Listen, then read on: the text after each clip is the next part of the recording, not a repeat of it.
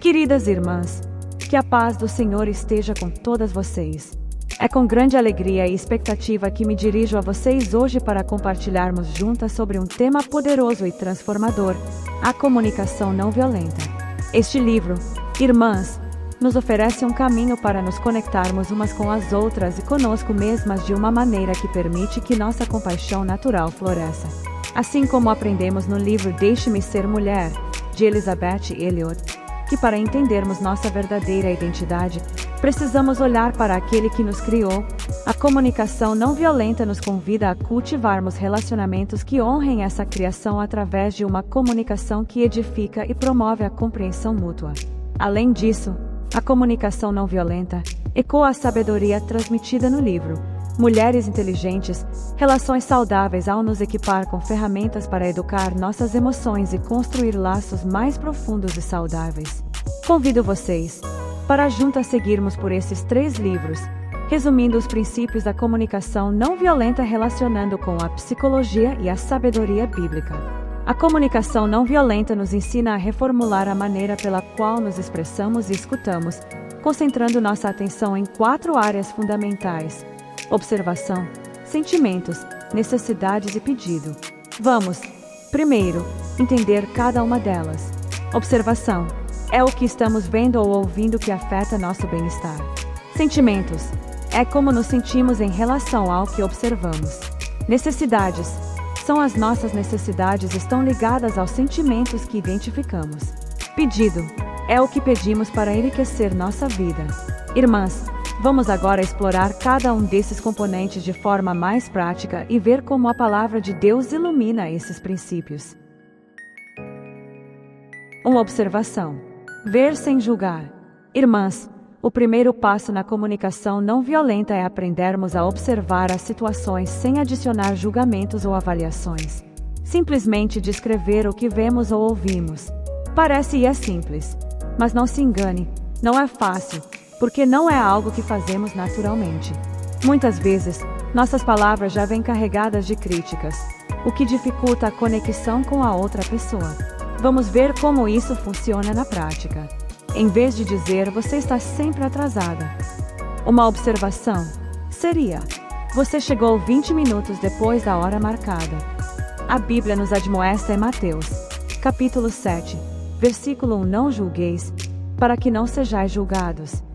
Quando observamos sem julgar, estamos dando espaço para a verdade da situação, sem a barreira da nossa interpretação muitas vezes carregada de preconceitos.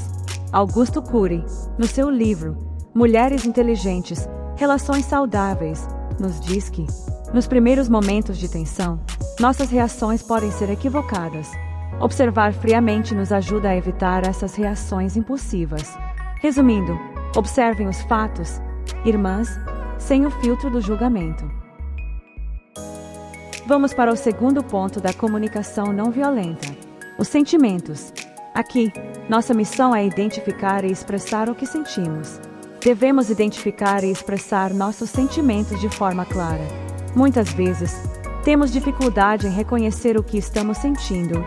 Em vez disso, expressamos nossos julgamentos ou pensamentos sobre a outra pessoa. Na prática, em vez de dizer "você me irrita", podemos dizer "eu me sinto frustrada quando você não cumpre o que combinamos". O Salmo 34, verso 18, nos diz: "Perto está o Senhor dos que têm o coração quebrantado, e salva os contritos de espírito". Reconhecer e expressar nossos sentimentos, de forma honesta e não acusatória, nos permite ser vulneráveis e buscar o conforto e a compreensão, tanto de Deus quanto das pessoas ao nosso redor. Elizabeth Elliot, no seu livro Deixe-me Ser Mulher, nos ensina que a alma é feminina no sentido de se submeter, e expressar nossos sentimentos genuínos é um ato de autenticidade. Reconhecer e expressar nossos sentimentos, irmãs, sem culpar os outros, mas abrindo nosso coração diante de Deus, não é fraqueza, é poder do Espírito Santo se manifestando em nós, para sermos canal de bênção de Deus na nossa própria vida e na vida dos que estão conosco. Que Deus nos ajude a ser verdadeiras e sinceras com nossos sentimentos, e nos dê sabedoria para expressá-los.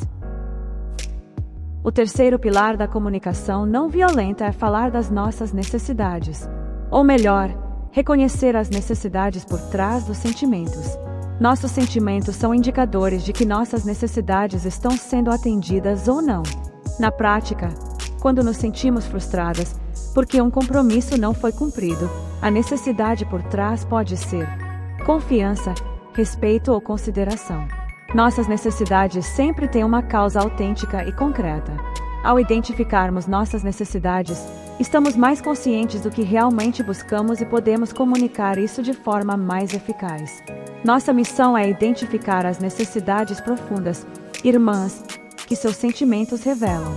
Assim, ao compreender quais são essas necessidades, encontraremos a raiz do problema que devemos focar. E a busca por suprir essas necessidades é que nos permitirá encontrar a solução e ter uma comunicação eficaz. O que nos leva ao nosso último ponto. Até aqui, vimos que temos que observar o ocorrido, sem julgar, identificar como o fato impacta em nossos sentimentos, ao analisar esses sentimentos, identificar o problema, por meio da nossa necessidade, e a provável solução. Metade do caminho foi percorrido. Agora sabemos o que há de errado e por quê. Mas precisamos transmitir tudo isso para o outro, e isso não é fácil. Então nosso último ponto é transmitir tudo isso que identificamos, de forma clara, objetiva e no mínimo cortês. O quarto ponto, e último, é o desafio de fazer pedidos claros e concretos. Muitas vezes, fazemos exigências disfarçadas de pedidos, o que gera resistência. Um pedido genuíno, por menos que gostemos disso, deixa a outra pessoa livre para dizer sim ou não. Na prática, em vez de dizer, você precisa me ajudar mais em casa, um pedido claro seria, eu gostaria que você lavasse a louça depois do jantar. Confesso e reconheço que é desafiador. Mas se levarmos em conta o que Paulo diz em 1 Timóteo, capítulo 1, versículo 15. O objetivo desta instrução é o amor que procede de um coração puro, de uma boa consciência e de uma fé sincera. Vamos compreender que, mesmo em conversas difíceis, e principalmente nelas, somos chamadas para revelar o amor de Deus. Para além disso, fazer pedidos claros e respeitosos aumenta a probabilidade de termos nossas necessidades atendidas. Como nos ensina Mulheres Inteligentes, relações saudáveis.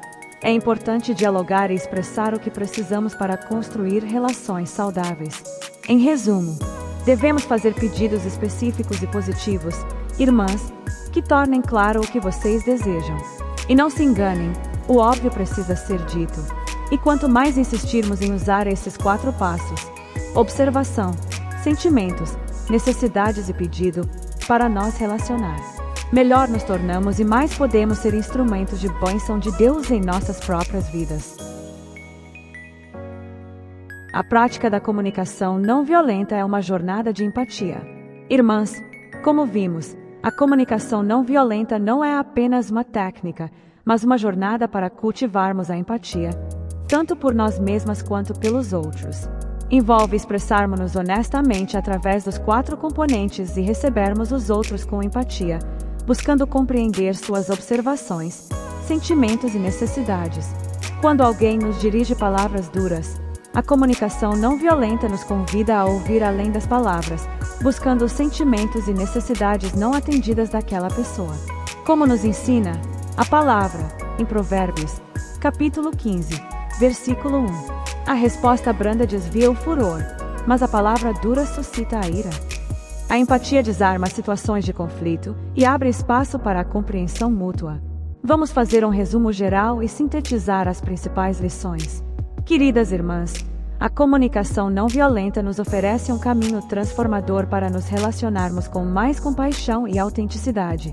Ao praticarmos a observação sem julgamento, a identificação e expressão de sentimentos, o reconhecimento de nossas necessidades e a formulação de pedidos claros, estamos trilhando um caminho de paz e entendimento que se alinha com os princípios da Palavra de Deus e nos capacita a construir relacionamentos saudáveis.